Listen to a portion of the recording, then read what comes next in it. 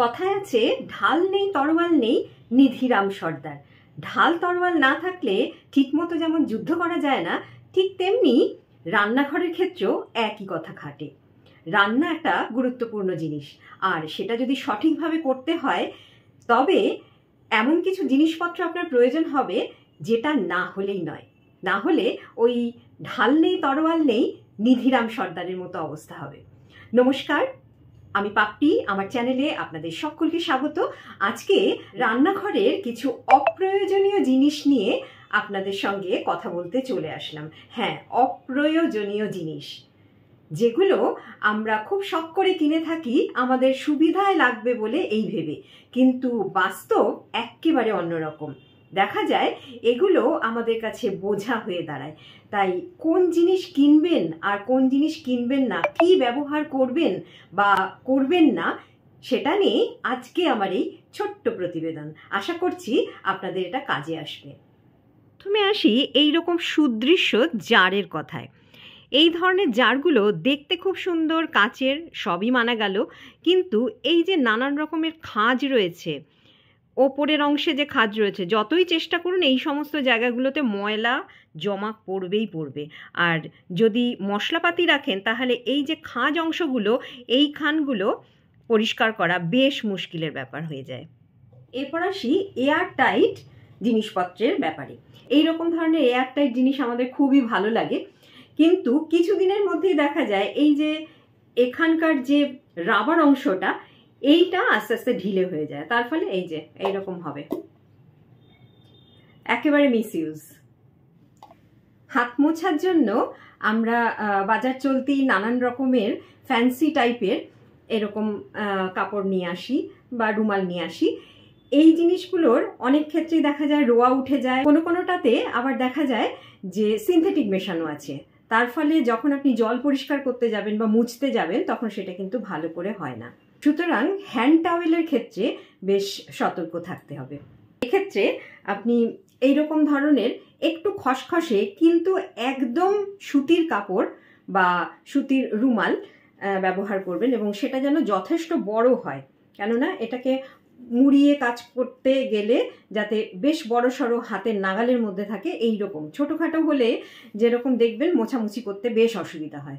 সুতরাং কেনার সময় যথেষ্ট বড় দেখে কিনবেন এবং একটার সঙ্গে আরেকটা কম্পেয়ার করে কিনবেন। যেমন দেখুন, এই দুটো বেশ বড় সাইজের, অনেকটাই বড়। এটা ছোট সাইজেরও পাওয়া যায়, সেগুলো 10 টাকা করে নেয়, কিন্তু এগুলো 20 টাকা করে। সুতরাং যথেষ্ট পরিমাণে বড় হয়, যাতে হাতে যথেষ্ট গ্রিপ পাওয়া যায় জিনিসপত্র মোছার ক্ষেত্রে। আর যে কোনো গরম জিনিস ধরার জন্য সেই পুরনো আমলের, মানে মা ঠাকুমাদের আমলের ব্যাপারগুলোই আমি ফিরিয়ে আনার চেষ্টা করেছি। যেমন এগুলো হচ্ছে কাপড়ের টুকরো, ভেতরেও কাপড়ের টুকরোই রয়েছে, ভেতরে রয়েছে ইউজ করা কাপড়ের টুকরো, পরিষ্কার করে ধুয়ে নিয়েছি, আর এগুলো হচ্ছে নতুন কাপড়ের টুকরো। এবার এগুলোকে চৌকো করে কেটে ঠিক এইভাবে সেলাই করেছি যাতে গরম জিনিস ধরতে সুবিধা হয়। সিলিকনের যে জিনিসগুলো পাওয়া যায় গরম জিনিস ধরার জন্য, সেগুলোর ক্ষেত্রে কোনো না কোনো সময় অসাবধান হলে স্লিপ কেটে যাওয়ার সম্ভাবনা আছে, কিন্তু এগুলোর ক্ষেত্রে কখনো হবে না। আর আপনি গরম জলে এগুলো ধুয়ে ফেললেই নতুনের মতো আবার চকচকে হবে এবং যথেষ্ট হাইজিনিক। সুতরাং এই ধরনের জিনিস আপনারা নিজেরা বানিয়ে ব্যবহার করতেই পারেন। আর কাঁচের বয়ম সবসময় ব্যবহার করবেন লম্বাটে টাইপের, এবং সেটাতে কোনো রকম কারুকার্য যেন না হয়। বিশেষ করে এইটাতে আমি যেরকম দেখালাম যে এত কিছু কারুকার্য রয়েছে, এর ফলে এই সমস্ত জায়গাতে ময়লা হয়ে যাবে। আমি সবসময় রিইউজের পক্ষপাতী। যেমন এই একটা পতঞ্জলির শিশি, এটা যথেষ্ট সুন্দর এবং কাঁচের কোয়ালিটি খুবই ভালো, সেজন্য এটাকে আমি নষ্ট করিনি। এটা বিভিন্ন জিনিস রাখার কাজে ব্যবহার করছি। ডাবর হানি এইগুলোর ক্ষেত্রেও আমি না ফেলে দিয়ে এগুলো নানান রকমের মশলার জন্য ব্যবহার করি। কাঁচের জিনিসে একটা সুবিধা হচ্ছে এই যে আপনি ঝট করে বুঝে যাবেন যে কতটুকু আছে না আছে। প্লাস্টিকের ক্ষেত্রে যেরকম ব্যবহার করতে করতে এই গাগুলো ভীষণ নোংরা হয়ে যায়, খসখসে হয়ে যায়, আর ব্যবহার করতে ইচ্ছে করে না। কিন্তু কাঁচের ক্ষেত্রে একটা সুবিধা হচ্ছে এই যে পরিষ্কার করে নিলেই আবার ঝাঁ চকচকে হয়ে যায়।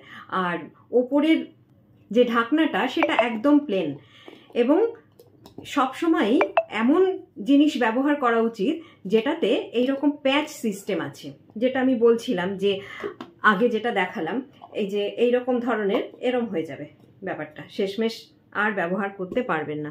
সবসময় প্যাচযুক্ত কন্টেনার ব্যবহার করতে হবে, আর ওপর অংশটা যেন একেবারে প্লেন থাকে, যাতে ধোয়া মোছা করতে সুবিধা হয়।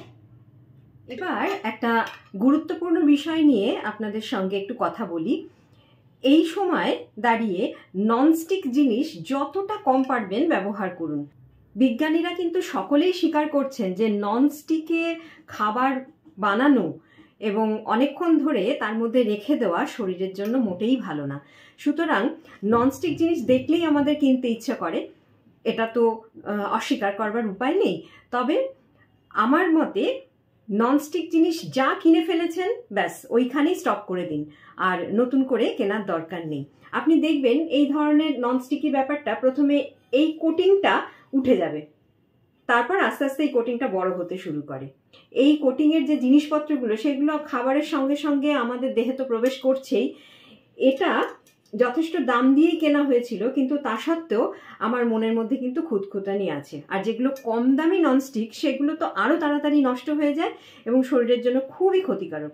তাই একবার যারা কিনে ফেলেছেন তারা দ্বিতীয়বার কিনবেন না, আর যত কম পারবেন এটার ব্যবহার করবেন। ননস্টিকের পরিবর্তন হিসাবে কাস্ট আয়রনের জিনিসপত্র পাওয়া যাচ্ছে, সেটাও কিন্তু দেখতে এই ননস্টিকের মতোই, ব্যবহার এবং কাজ মোটামুটি একই রকমেরই, সেইগুলো বরঞ্চ ইউজ করতে পারেন। আর আমি তো অদূর ভবিষ্যতে নিশ্চয়ই কিনবো এটা নষ্ট হয়ে যাওয়ার পর, তখন আপনাদের সঙ্গে সেটা নিশ্চয়ই শেয়ার করব। কিচেন সংক্রান্ত কিছু বাস্তব অভিজ্ঞতার কথা আপনাদের সঙ্গে শেয়ার করলাম, যে আমি কি কি সমস্যার সম্মুখীন হয়েছি এবং আমার যা মনে হয় যেটা করলে ভালো হয় সেটা আপনাদের সঙ্গে একটু শেয়ার করলাম। যদি আপনাদের একজনেরও এর থেকে কিছুটা সুবিধা হয় তাহলে আমার ভিডিও করা সার্থক হবে। আজ তবে বিদায় নিচ্ছি, আবার দেখা হবে অন্য কোনো ভিডিওতে অন্য কোনো বিষয় নিয়ে। ততক্ষণ পর্যন্ত প্রত্যেকে ভালো থাকুন, সুস্থ থাকুন। নমস্কার।